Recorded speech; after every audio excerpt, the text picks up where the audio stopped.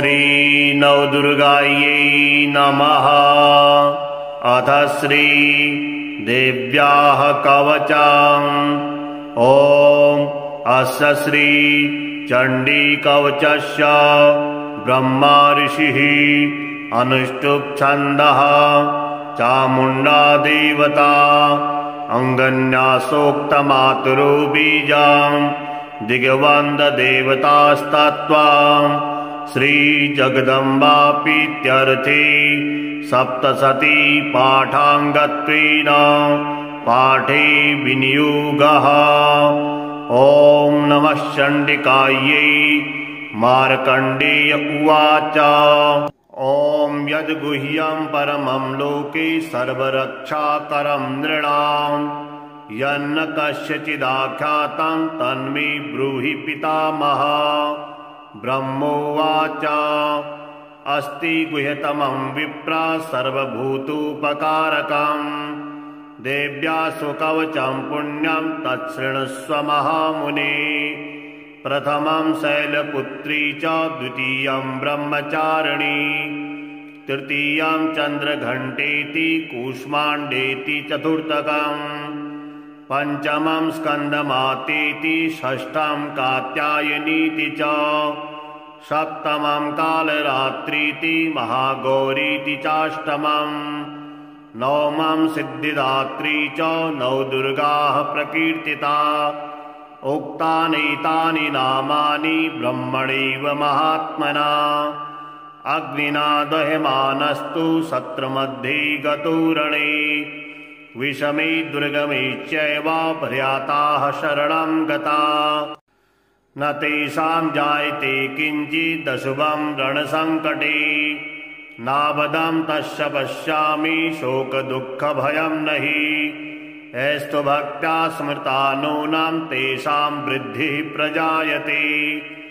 एत्वां स्मरन्ति देवेशि रक्षसे तान् संशयः प्रेतशस्ता तु चामुण्डा वाराही महिषासना ऐन्द्रिगत्समारूढा वैष्णवी गरुडासना माहेश्वरी वृषारूढा कौमारी शिखवाहना लक्ष्मीः पद्मासना देवी पद्महस्ता हरिप्रिया श्वेतरूपधरा देवी ईश्वरी वृषवाहना ब्राह्मी हंसमारूढा सर्वाभरणभूषिता इत्येता मातरः सर्वा सर्वयोगसमन्विताः नानाभरणसौभाग्या नानारत्नोपशोभिताः दृश्यन्ते रथमारूढा देव्यः क्रोधशमाकुलाः शङ्खं चक्रं गदां शक्तिं हलं च मुशलायुधम्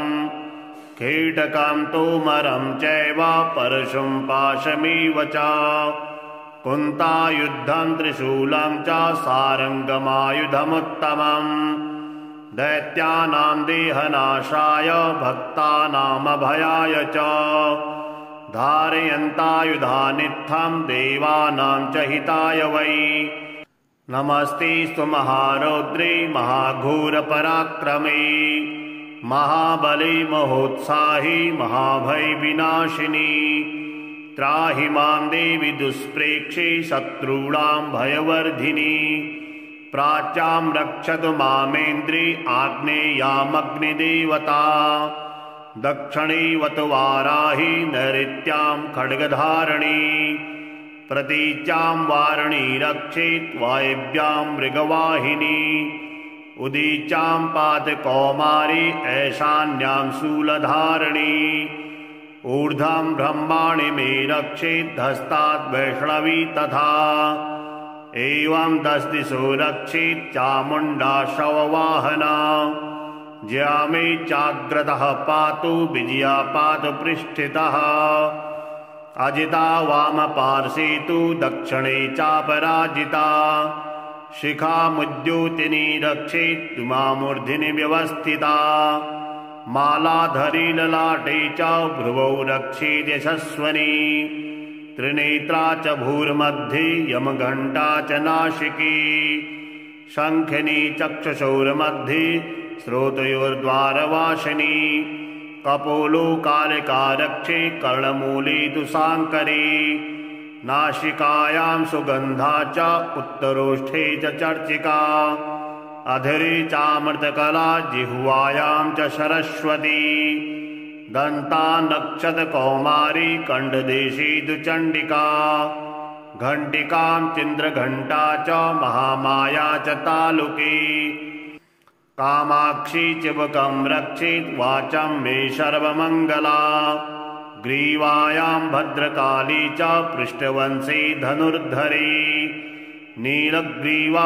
वही कण्ठे नलिकां नलकूबरी स्कन्दयोः खड्गनी रक्षेत् बाहुमे वज्रधारणी हस्तयोर्दण्डनी रक्षेत् दम्बिका चाङ्गुलीषु च नखाञ्चुलेश्वरी रक्षेत् कुक्षौ रक्षेत् कुलेश्वरी स्तनौ रक्षेन् महादेवी मनः शोकविनाशिनी हृदये ललिता देवी उदरे शूलधारिणी नाभौ च कामनी रक्षे गुह्यं गुह्येश्वरी तथा पूतना कामकामेढं गुदे महिषवाहिनी कट्यां भगवती रक्षेत् जाननी विन्ध्यवासिनी जङ्गे महाबला रक्षेत् सर्वकामप्रदायिनी गुल्फयोर्नारसिंही च पादपृष्ठे तु तेजसी पादाङ्गुलीषु श्रीरक्षेत् पादाधस्तलवासिनी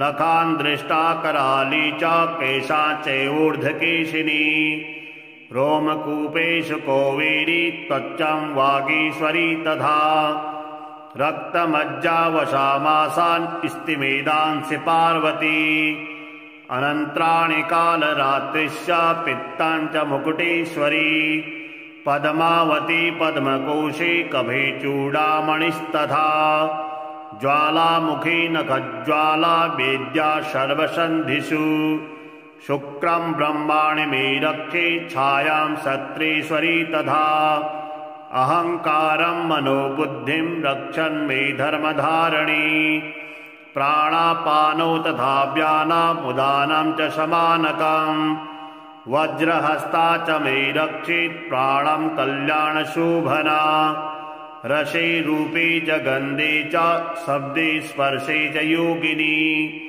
सत्त्वं रजस्तमश्चैव रक्षे नारायणी सदा आयुरक्षतु वाराही धर्मं रक्षतु वैष्णवी यशः कीर्तिं च लक्ष्मीं च धनं विद्यां च चक्रणी गोत्रमिन्द्राणि मे रक्षेत् पशून्मे रक्ष चण्डिके पुत्रान् रक्षेन्महालक्ष्मीर्भार्यां रक्षतु भैरवी पन्थानां सुपथा रक्षेन्मार्गं क्षेमकरी तथा राजद्वारे महालक्ष्मीर्विजया सर्वतः स्थिता रक्षाहीनं तु यत्स्थानं वर्जितं कवचेन तु तत्सर्वं रक्ष मे देवी जयन्ती पापनाशिनी पदमेकं न गच्छेतु यदिच्छेभमात्मनः कवचेनावृतो नित्यं यत्र यत्रैव गच्छति तत्र तत्रार्धलाभश्च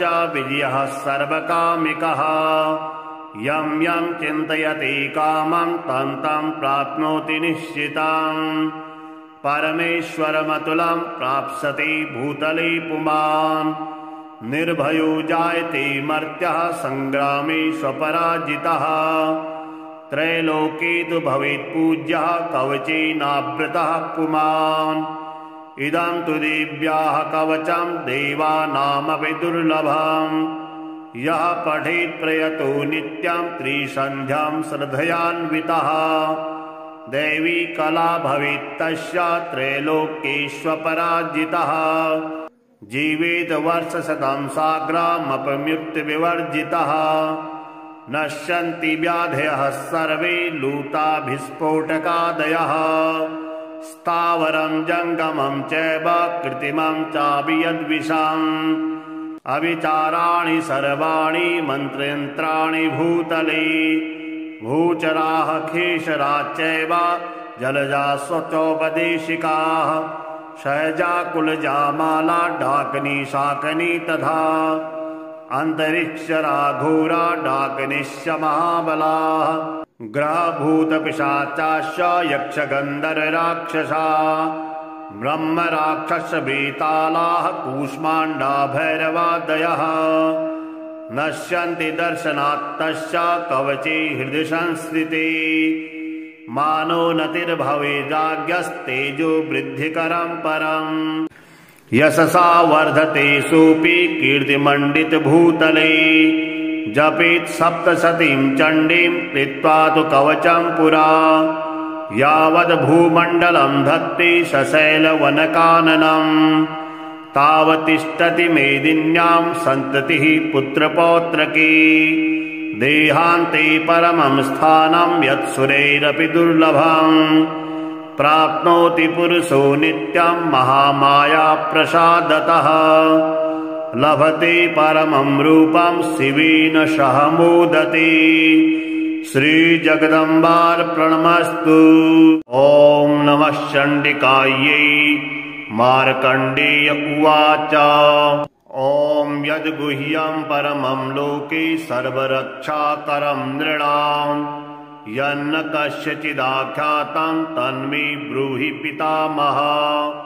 ब्रह्मोवाच अस्ति गुह्यतमं विप्रा सर्वभूतोपकारकं देव्या सुकवचं पुण्यं तच्छृणुष्व महामुने। प्रथमं शैलपुत्री च द्वितीयं ब्रह्मचारिणी तृतीयं चन्द्रघण्टेति कूष्माण्डेति चतुर्थकम् पंचमं स्कन्दमातेति षष्ठं कात्यायनीति च सप्तमं कालरात्रीति महागौरीति चाष्टमं नवमं सिद्धिदात्री च नौ दुर्गाः प्रकीर्तिता। उक्तानीतानि नामानि ब्रह्मणैव महात्मना अग्निना दह्यमानस्तु सत्रमध्ये गतो रणे विषमे दुर्गमे चैव प्रयाताः शरणं गता न तेषां जायते किञ्चिदशुभं रणसङ्कटे नावदं तस्य पश्यामि शोकदुःखभयं नहि एस्तु भक्त्या स्मृता नूनं तेषां वृद्धिः प्रजायते एत्वां स्मरन्ति देवेशि रक्षसे तान् संशयः प्रेतशस्ता तु चामुण्डा वाराही महिषासना ऐन्द्रिगत्समारूढा वैष्णवी गरुडासना माहेश्वरी वृषारूढा कौमारी शिखवाहना लक्ष्मीः पद्मासना देवी पद्महस्ता हरिप्रिया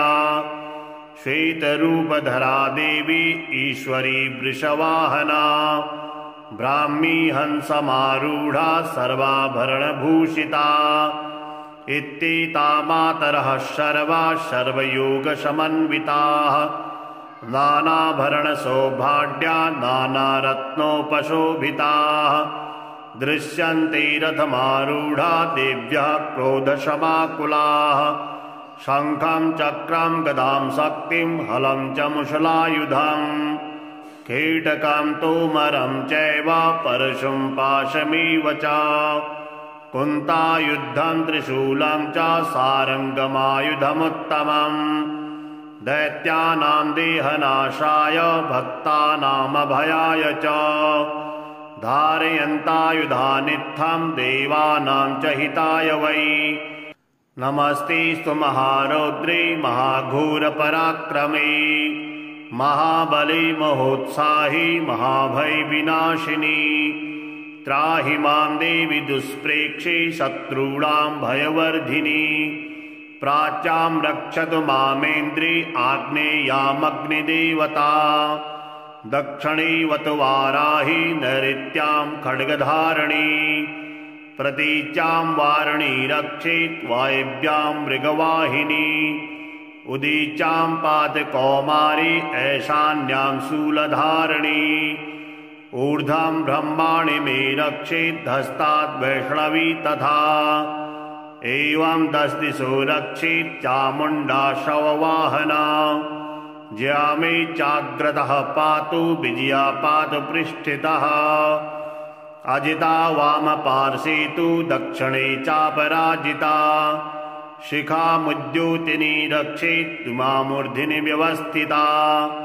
मालाधरी ललाटे च भ्रुवौ रक्षेत् यशस्वनी त्रिनेत्रा च भूर्मध्ये यमघण्टा च नासिकी शङ्खिनी चक्षुषोर्मध्ये श्रोतयोर्द्वारवासिनी कपोलो कालिका रक्षे कर्णमूले तु साङ्करी नासिकायां सुगन्धा च उत्तरोष्ठे च चर्चिका अधरे चामृतकला जिह्वायां च सरस्वती दन्ता नक्षत्रकौमारी कण्ठदेशे तु चण्डिका घण्टिकां चन्द्रघण्टा च महामाया च तालुकी कामाक्षी चिबकं रक्षेत् वाचं मे सर्वमङ्गला ग्रीवायां भद्रकाली च पृष्ठवंशे धनुर्धरी नीलग्रीवा वही कण्ठे नलिकां नलकूबरी स्कन्दयोः खड्गनी रक्षेत् बाहुमे वज्रधारिणी हस्तयोर्दण्डनी रक्षेत् दम्बिका चाङ्गुलीषु च नखाञ्चुलेश्वरी रक्षेत् कुक्षौ रक्षेत् कुलेश्वरी स्तनौ रक्षेन् महादेवी मनः शोकविनाशिनी हृदये ललिता देवी उदरे शूलधारिणी नाभौ च कामनी रक्षे गुह्यं गुह्येश्वरी तथा पूतना कामकामेढं गुदे महिषवाहिनी कट्यां भगवती रक्षेत् जाननी विन्ध्यवासिनी जङ्गे महाबला रक्षेत् सर्वकामप्रदायिनी गुल्फयोर्नारसिंही च पादपृष्ठे तु तेजसी पादाङ्गुलीषु श्रीरक्षेत् पादाधस्तलवासिनी नखान् दृष्टा कराली च केशा चैवोर्ध्वकेशिनी रोमकूपेषु कोवेरी त्वचं वागीश्वरी तथा रक्तमज्जावशामासान् स्तिमेदांसि पार्वती अनन्त्राणि कालरात्रिश्च पित्तां च मुकुटेश्वरी पद्मावती पद्मकोशे कभे चूडामणिस्तथा ज्वालामुखी नखज्वाला वेद्या सर्वसन्धिषु शुक्रं ब्रह्माणि मे रक्षे छायां सत्रेश्वरी तथा अहङ्कारं मनोबुद्धिं रक्षन् मे धर्मधारिणी प्राणापानौ तथा व्यानामुदानं च समानकम् वज्रहस्ता च मे रक्षेत् प्राणं कल्याणशोभना रसे रूपे च गन्धे च शब्दे स्पर्शे च योगिनी सत्त्वं रजस्तमश्चैव रक्षे नारायणी सदा आयुरक्षतु वाराही धर्मं रक्षतु वैष्णवी यशः कीर्तिं च लक्ष्मीं च धनं विद्यां च चक्रणी गोत्रमिन्द्राणि मे रक्षेत् पशून्मे रक्ष चण्डिके पुत्रान् रक्षेन्महालक्ष्मीर्भार्यां रक्षतु भैरवी पन्थानां सुपथा रक्षेन्मार्गं क्षेमकरी तथा राजद्वारे महालक्ष्मीर्विजया सर्वतः स्थिता रक्षाहीनं तु यत्स्थानं वर्जितं कवचेन तु तत्सर्वं रक्ष मे देवी जयन्ती पापनाशिनी पदमेकं न गच्छेतु यदिच्छेभमात्मनः कवचेनावृतो नित्यं यत्र यत्रैव गच्छति तत्र तत्रार्धलाभश्च विजयः सर्वकामिकः यं यं चिन्तयति कामं तं तं प्राप्नोति निश्चितम् परमेश्वरमतुलं प्राप्स्यति भूतले पुमान् निर्भयो जायते मर्त्यः संग्रामे स्वपराजितः त्रैलोके तु भवेत् पूज्यः कवचेनावृतः पुमान् इदं तु देव्याः कवचं देवानामपि दुर्लभम् यः पठेत् प्रयतो नित्यं त्रिसन्ध्यां श्रद्धयान्वितः दैवी कला भवेत् तस्य त्रैलोक्येष्वपराजितः जीवेत् वर्षशतं साग्रामपमृत्युविवर्जितः नश्यन्ति व्याधयः सर्वे लूटाभिस्फोटकादयः स्थावरं जङ्गमं चैव कृत्रिमं चापि यद्विषाम् अविचाराणि सर्वाणि मन्त्रयन्त्राणि भूतले भूचराः खेशराश्चैव जलजा स्वचोपदेशिकाः सहजा कुलजा माला डाकनी शाकनी तथा अन्तरिक्षरा घोरा डाकनिश्च महाबलाः ग्रहभूतपिशाचाश्च यक्षगन्धर्वराक्षसा ब्रह्मराक्षसवेतालाः कूष्माण्डा भैरवादयः नश्यन्ति दर्शनात्तश्च कवचे हृदि संस्थिते मानोन्नतिर्भवेदाज्ञस्तेजो वृद्धिकरं परम् यशसा वर्धते सोऽपि कीर्तिमण्डितभूतले जपेत् सप्तशतीं चण्डीं कृत्वा तु कवचं पुरा यावद्भूमण्डलं धत्ते सशैलवनकाननम् तावत्तिष्ठति मेदिन्यां सन्ततिः पुत्रपौत्रकी देहान्ते परमं स्थानं यत्सुरैरपि दुर्लभम् प्राप्नोति पुरुषो नित्यं महामाया प्रसादतः लभते परमं रूपं शिवेन सह मोदते श्रीजगदम्बार्पणमस्तु। ॐ नमः चण्डिकायै। मार्कण्डेय उवाच ॐ यद्गुह्यं परमं लोके सर्वरक्षाकरं नृणाम् यन्न कस्यचिदाख्यातं तन्मे ब्रूहि पितामह। ब्रह्मोवाच अस्ति गुह्यतमं विप्रा सर्वभूतोपकारकम् देव्यासु कवचं पुण्यं तच्छृणुष्व महामुने। प्रथमं शैलपुत्री च द्वितीयं ब्रह्मचारिणी तृतीयं चन्द्रघण्टेति कूष्माण्डेति चतुर्थकम् पंचमं स्कन्दमातेति षष्ठं कात्यायनीति च सप्तमं कालरात्रीति महागौरीति चाष्टमम् नवमं सिद्धिदात्री च नौ दुर्गाः प्रकीर्तिता।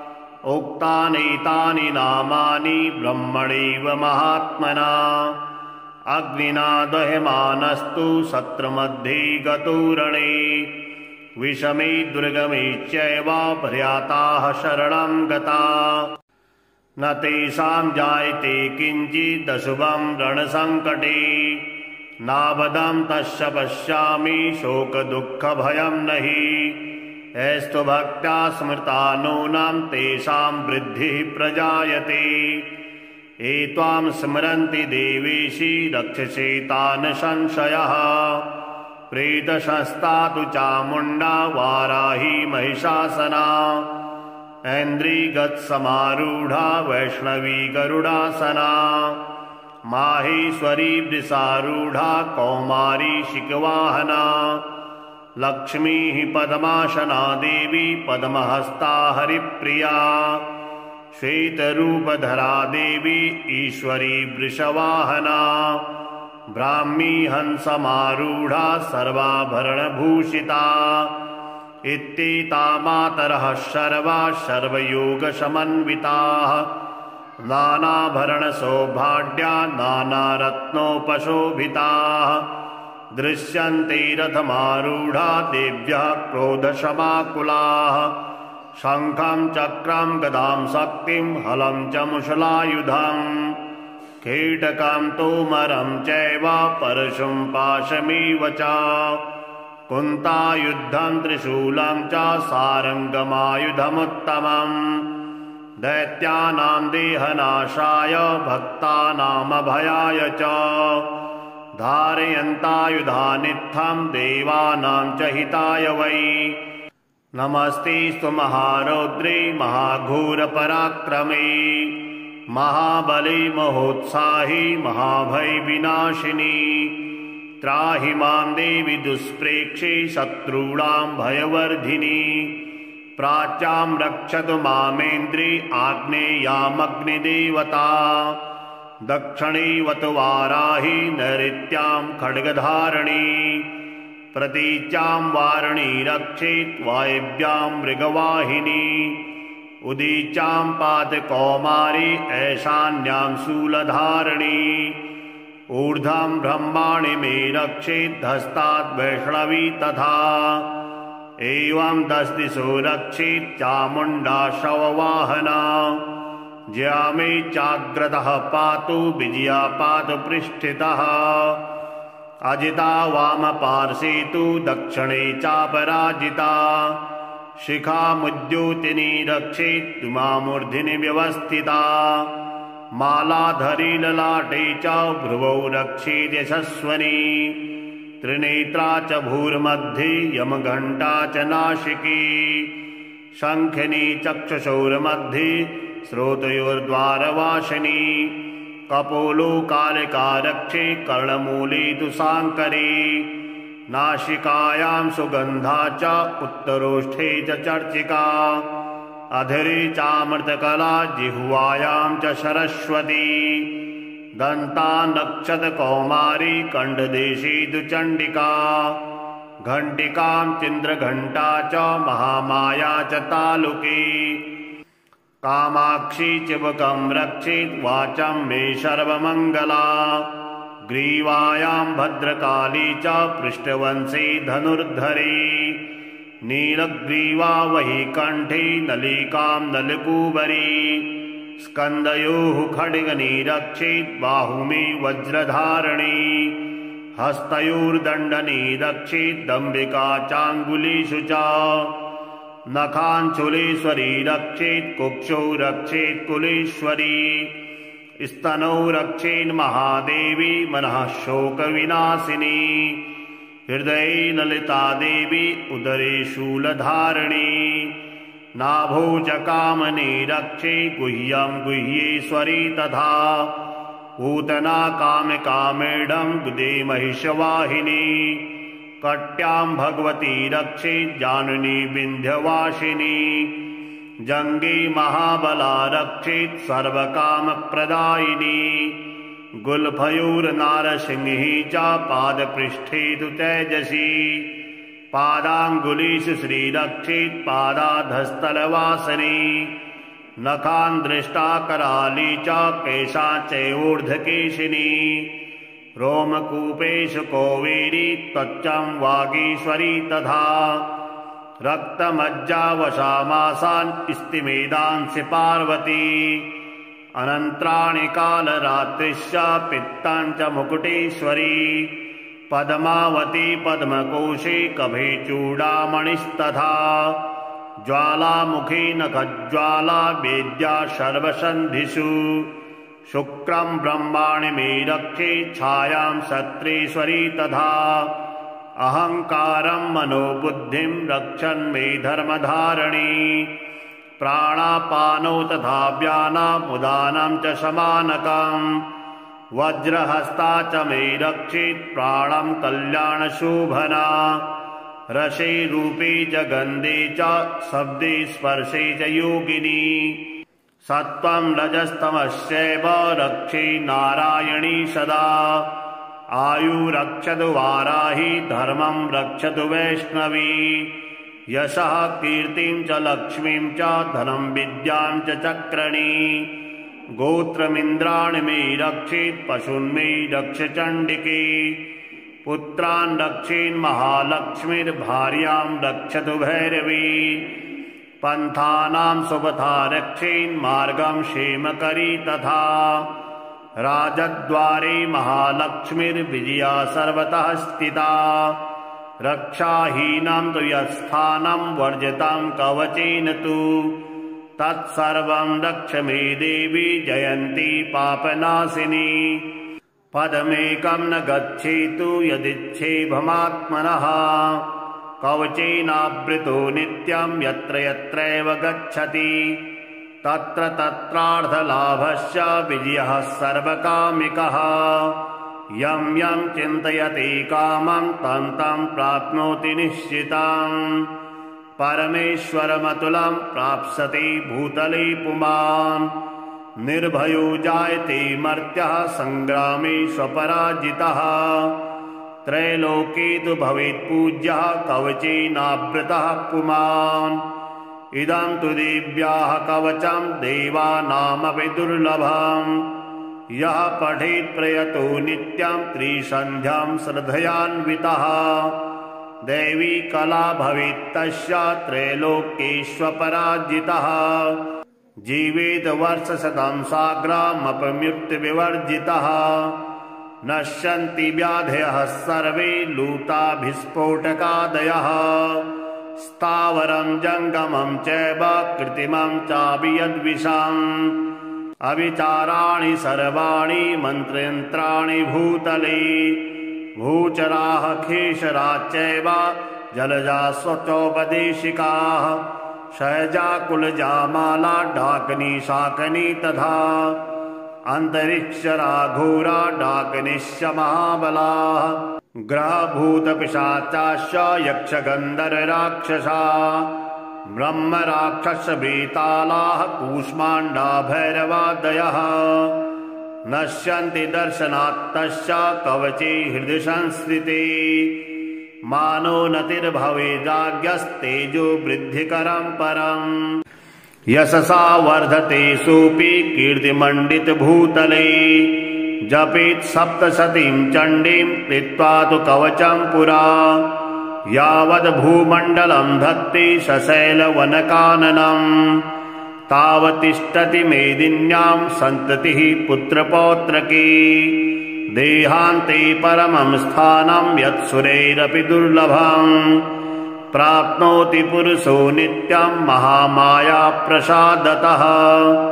लभते परमं रूपं शिवेन सह मोदते। श्रीजगदम्बार्पणमस्तु। ॐ नमः चण्डिकायै। मार्कण्डेय उवाच। ॐ यद्गुह्यं परमं लोके सर्वरक्षाकरं नृणां। यन्न कस्यचिदाख्यातं तन्मे ब्रूहि पितामह। ब्रह्मोवाच।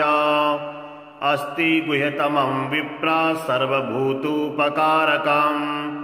देव्यासु कवचं पुण्यं तच्छृणुष्व महामुने। प्रथमं शैलपुत्री च द्वितीयं ब्रह्मचारिणी। तृतीयं चन्द्रघण्टेति कूष्माण्डेति चतुर्थकम्। पञ्चमं स्कन्दमातेति षष्ठं कात्यायनीति च। सप्तमं कालरात्रीति महागौरीति चाष्टमम्। नवमं सिद्धिदात्री च नौ दुर्गाः प्रकीर्तिता। उक्तानीतानि नामानि ब्रह्मणैव महात्मना। अग्निना दह्यमानस्तु सत्रमध्ये गतो रणे। विषमे दुर्गमे चैव प्रयाताः शरणं गता। न तेषां जायते किञ्चिदशुभं रणसङ्कटे। नावदं तस्य पश्यामि शोकदुःखभयं नहि। एस्तु भक्त्या स्मृता नूनां तेषां वृद्धिः प्रजायते। एत्वां स्मरन्ति देवेशि रक्षसे तान् संशयः। प्रेतशस्ता तु चामुण्डा वाराही महिषासना। ऐन्द्रिगत्समारूढा वैष्णवी गरुडासना। माहेश्वरी वृषारूढा कौमारी शिखवाहना। लक्ष्मीः पद्मासना देवी पद्महस्ता हरिप्रिया। श्वेतरूपधरा देवी ईश्वरी वृषवाहना। ब्राह्मी हंसमारूढा सर्वाभरणभूषिता। इत्येता मातरः सर्वा सर्वयोगसमन्विताः। नानाभरणसौभाढ्या नानारत्नोपशोभिताः। दृश्यन्ते रथमारूढा देव्यः क्रोधशमाकुलाः। शङ्खं चक्रं गदां शक्तिं हलं च मुशलायुधम्। कीटकं तोमरं चैव परशुं पाशमेव च। कुन्तायुधं त्रिशूलं च सारङ्गमायुधमुत्तमम्। दैत्यानां देहनाशाय भक्तानामभयाय च। धारयन्तायुधानित्थं देवानां च हिताय वै। नमस्तेऽस्तु महारौद्रे महाघोरपराक्रमे महाबले महोत्साहि महाभयविनाशिनि त्राहि मां देवि दुष्प्रेक्षे शत्रूणां भयवर्धिनि प्राच्यां रक्षतु मामेन्द्रे आग्नेयामग्निदेवता दक्षिणेवतु वाराहि नैऋत्यां खड्गधारिणी प्रतीच्यां वारिणी रक्षेत् वायव्यां मृगवाहिनी उदीच्यां पातकौमारी ऐशान्यां शूलधारिणी ऊर्ध्वं ब्रह्माणि मे रक्षेत् हस्ताद् वैष्णवी तथा एवं दशदिशो रक्षेत् चामुण्डा शववाहना ज्या मे चाग्रतः पातु विजया पातु पृष्ठतः अजिता वामपार्श्वे तु दक्षिणे चापराजिता शिखामुद्योतिनी रक्षेत् मामूर्ध्नि व्यवस्थिता मालाधरी ललाटे च भ्रुवौ रक्षेत् यशस्वनी त्रिनेत्रा च भूर्मध्ये यमघण्टा च नासिकी शङ्खिनी चक्षुषोर्मध्ये श्रोतयोर्द्वारवासिनी कपोलो कालिका रक्षे कर्णमूले तु साङ्करी नासिकायां सुगन्धा च उत्तरोष्ठे च चर्चिका अधरे चामृतकला जिह्वायां च सरस्वती दन्ता नक्षतकौमारी कण्ठदेशे तु चण्डिका घण्टिकां चन्द्रघण्टा च महामाया च तालुकी कामाक्षी चिबकं रक्षेत् वाचं मे सर्वमङ्गला ग्रीवायां भद्रकाली च पृष्ठवंशे धनुर्धरी नीलग्रीवा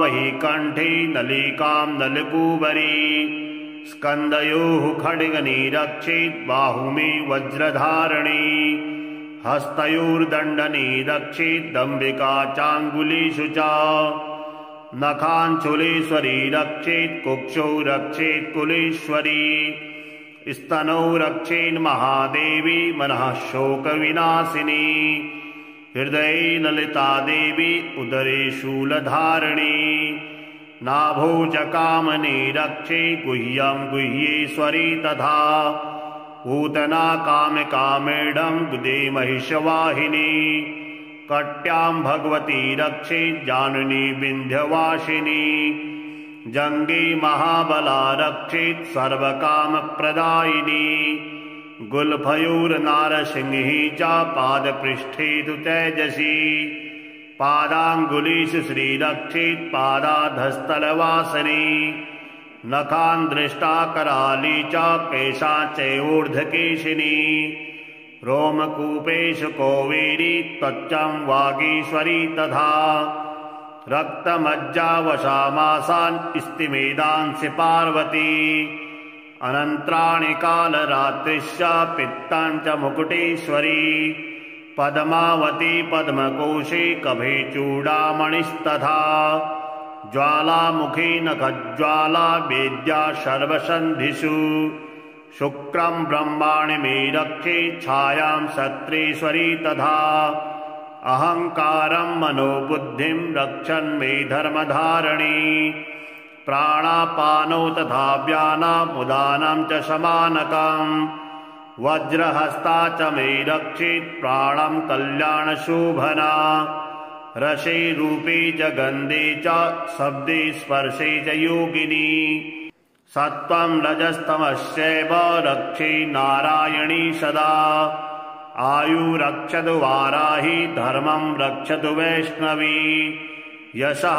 कीर्तिं च लक्ष्मीं च धनं विद्यां च चक्रणी गोत्रमिन्द्राणि मे रक्षेत् पशून्मे रक्ष चण्डिके पुत्रान् रक्षेन्महालक्ष्मीर्भार्यां रक्षतु भैरवी पन्थानां सुपथा रक्षेन्मार्गं क्षेमकरी तथा राजद्वारे महालक्ष्मीर्विजया सर्वतः स्थिता रक्षाहीनां तु यत्स्थानं वर्जितं कवचेन तु तत्सर्वं रक्ष मे देवी जयन्ती पापनाशिनी पदमेकं न गच्छेतु यदिच्छेभमात्मनः कवचेनावृतो नित्यं यत्र यत्रैव गच्छति तत्र तत्रार्थलाभस्य विजयः सर्वकामिकः यं यं चिन्तयति कामं तं तं प्राप्नोति निश्चितम्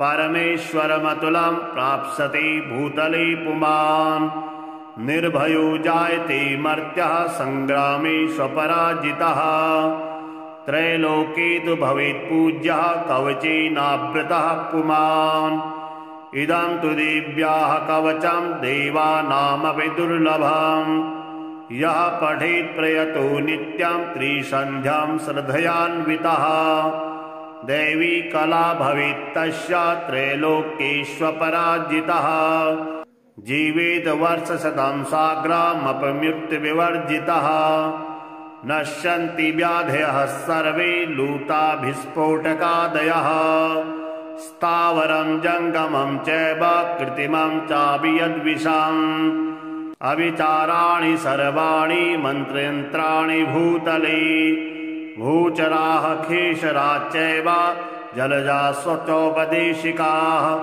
शैजा कुलजा माला डाकिनी शाकिनी तथा अन्तरिक्षरा घोरा डाकिनीश्च महाबलाः ग्रहभूतपिशाचाश्च यक्षगन्धर्वराक्षसा ब्रह्मराक्षसवेतालाः कूष्माण्डा भैरवादयः नश्यन्ति दर्शनात्तश्च कवचे हृदि संस्थिते मानो नतिर्भवेदाज्ञस्तेजो वृद्धिकरं परम् यशसा वर्धते सोऽपि कीर्तिमण्डितभूतले जपेत् सप्तशतीं चण्डीं कृत्वा तु कवचं पुरा यावद् भूमण्डलं धत्ते सशैलवनकाननम् तावतिष्ठति मेदिन्यां सन्ततिः पुत्रपौत्रकी देहान्ते परमं स्थानं यत्सुरैरपि दुर्लभम् प्राप्नोति पुरुषो नित्यं महामाया